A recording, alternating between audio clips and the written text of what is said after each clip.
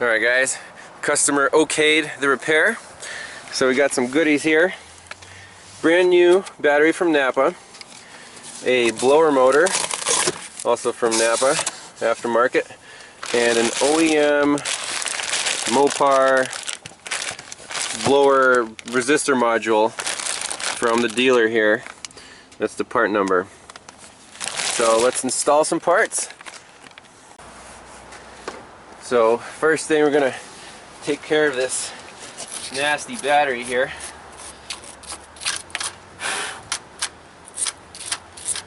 Shouldn't be too bad. I think it'll need a little WD-40. Let's swap that out.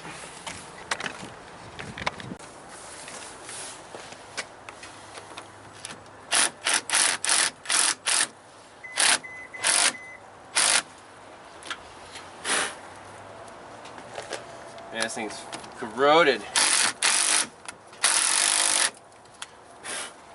Let's slip that off.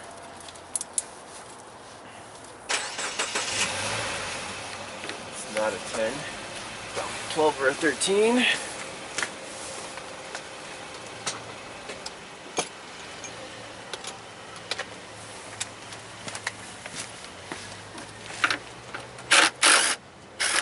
Beautiful. Our hold down nut came out no issues. There. And this guy is a 13.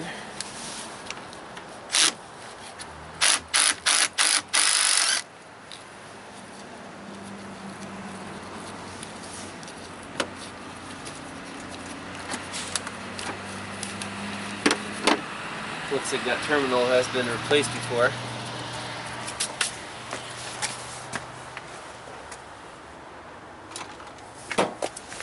I think this is the last cold day here.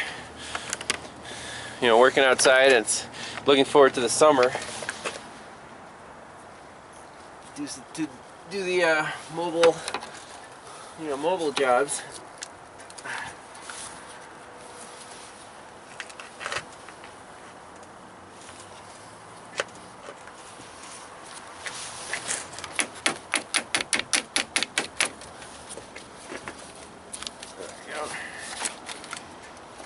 Beauty. I always look at when the battery was put in, but I don't see a date on here.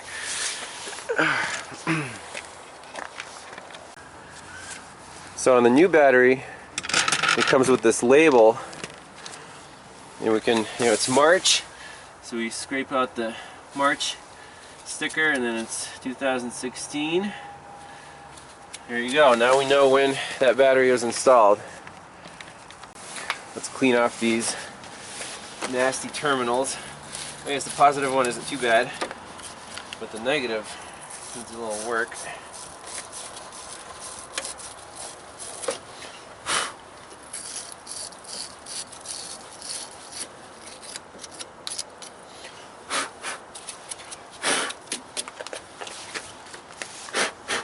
I'm gonna get a portable air compressor installed in the truck so I don't have to use my mouth to blow stuff off here. Alright, put the new one in.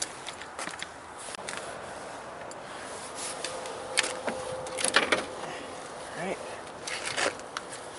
Make sure our terminals reach perfect.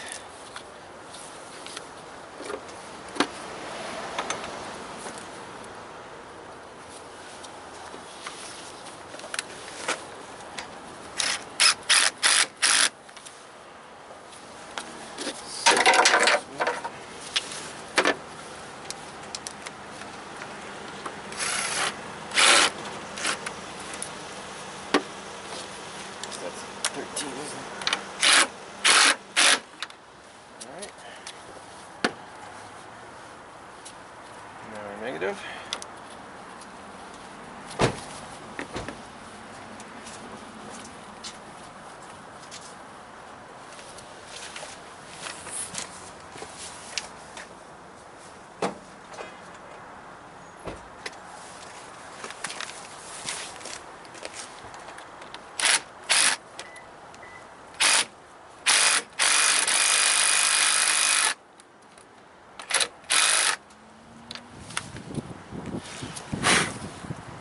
going anywhere. Spray it down with a little magic juice.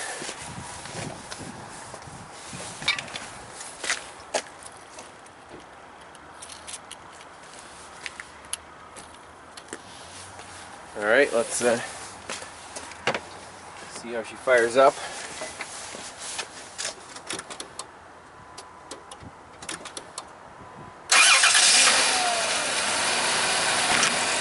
Nice. Now we can go ahead and install that new module and blower motor. All right, let's get to it. The glove box comes out pretty easy. Pushing the tabs and take out all the junk. Let it swing down. Now I don't know what the easiest path of least resistance is here. Maybe take off this plastic piece, a couple screws here, take off this metal cross member, and there's the blower motor right there. Take out our resistor pack. So from here on out, it's basically Swaptronics. I don't know how much you guys are interested in it. Just unplug some stuff, unscrew some stuff, plug it back in, screw it back in.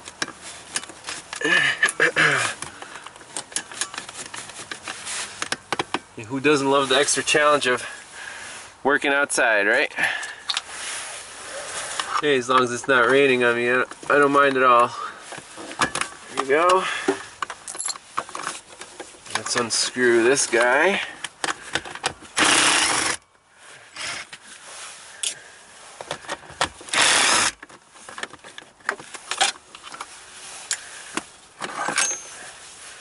There's what that guy looks like.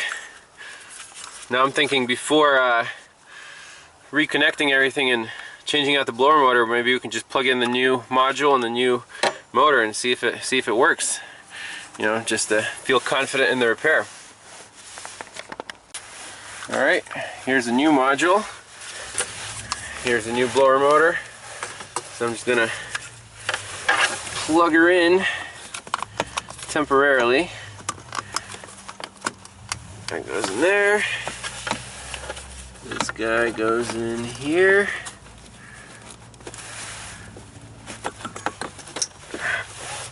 This one's plug and play, you don't have to splice anything. So let me just turn the key on here.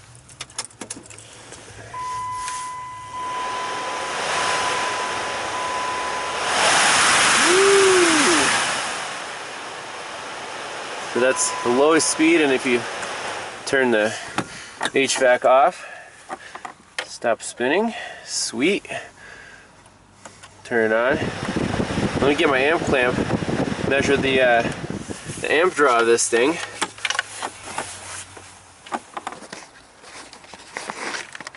Alright, got the amp meter hooked up. We got 0 amps.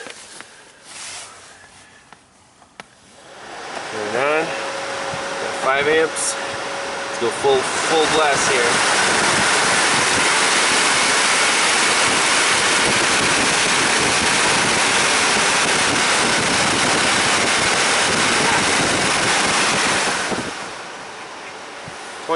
amps. Well, maybe we're not replacing the blower motor. I guess that's normal amperage in this case. It's a brand new motor, and 25 amps seems a little high, but it's exactly the same as the old one. So I'm changing my call. We're just replacing the module. It's going to save the customer a lot of money, and it'll be a quick fix. Alright, here we go.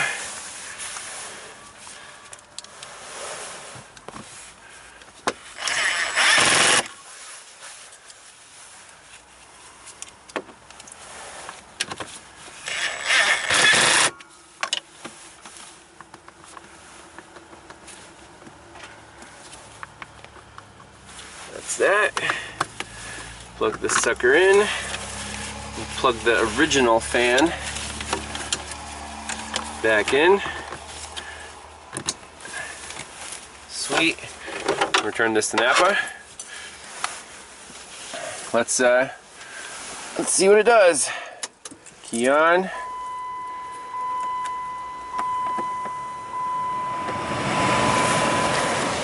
We got a blower.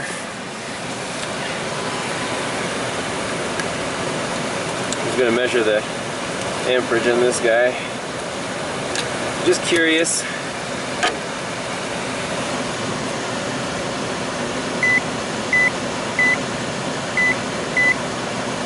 0 amps.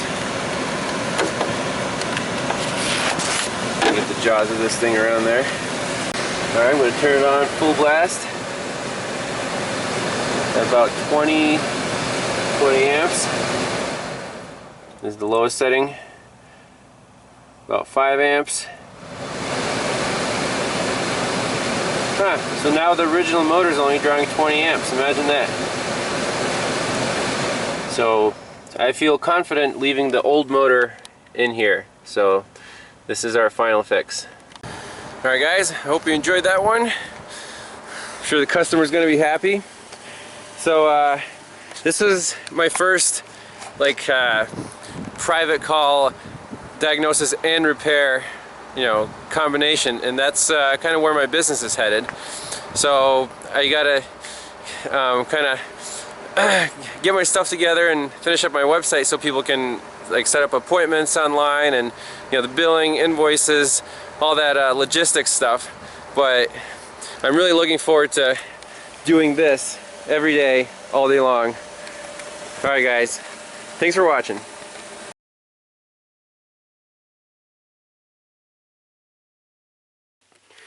As always, I'm curious to inspect failed components internally, and this little smart resistor box comes apart very easily. Just unclip the cover and you can look at the circuit board. So let's trace the current path that powers this blower motor.